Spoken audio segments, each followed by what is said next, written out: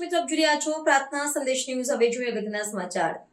ખેડામાં ઝોલાછાપ ડોક્ટરોનો આતંક. વાડદ ઠવાલીમાં લોકોના આરોગ્ય સાથે રમાતી ખતરનાક રમત. ખેડા જિલ્લાના ગળતેશ્વર તાલુકાના વાડદ અને ડભાલી ગામોમાં ડિગ્રી વગરના ઝોલાછાપ ડોક્ટરો દ્વારા ગેરકાયદેસર દવાખાનાઓ ચલાવવામાં આવી રહ્યા હોવાની લોકબૂમો ઉઠી છે. આ ખલરખાન ડોક્ટરો એલોપેથિક દવાઓનો જથ્થો રાખી આડેધડ રીતે સારવાર આપી રહ્યા છે, જેનાથી ગ્રામજનોના આરોગ્ય સાથે ગંભીર ચેડા થઈ રહ્યા છે.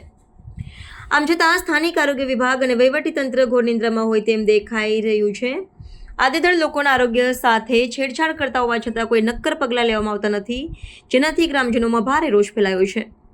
વાડદ અને ડભાલી ગામમાં ઝોલાછાપ ડોક્ટરો માન્યતા પ્રાપ્ત ડિગ્રી વગર દવાખાનાઓ ચલાવી ગંભીર બીમારીઓના પણ એલોપેથિક દવાઓ આપી બોટલો ચડાવી દેતા હોવાની ઘટનાઓ સામે આવી છે.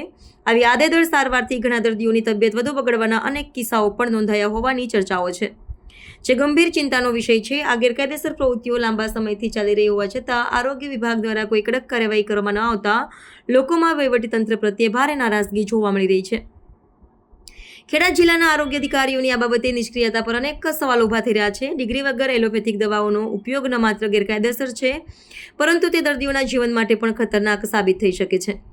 ગ્રામજનોનો આક્ષેપ છે કે આવા ઝોલાછાપ ડોક્ટરોને કારણે ગામમાં આરોગ્ય સેવાઓ પરનો વિશ્વાસ ઉઠી રહ્યો છે. જો સમયસર આવા ગેરકાયદેસર દવાખાનાઓ સામે કડક કાર્યવાહી નહીં કરવામાં આવે તો લોકોનો આરોગ્ય વ્યવસ્થા પરનો ભરોસો સંપૂર્ણપણે ખતમ થઈ શકે છે.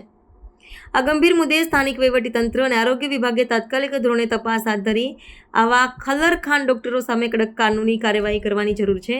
હાલ જાગૃત ગ્રામજનો માંગણી કરી રહ્યા છે કે આવા ગેરકાયદેસર દવાખાનાઓને સીલ કરી દોષિતોને કડક સજા કરવામાં આવે, જેથી ભવિષ્યમાં આવી ઘટનાઓ ન બને અને ગામના લોકોના આરોગ્યનું રક્ષણ થઈ શકે.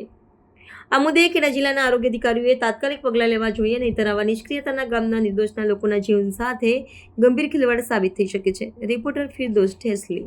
પ્રાર્થના સંદેશ ન્યૂઝની તમામ લેટેસ્ટ અપડેટ્સ માટે ચેનલને હમણાં જ લાઇક, શેર અને સબસ્ક્રાઇબ કરો.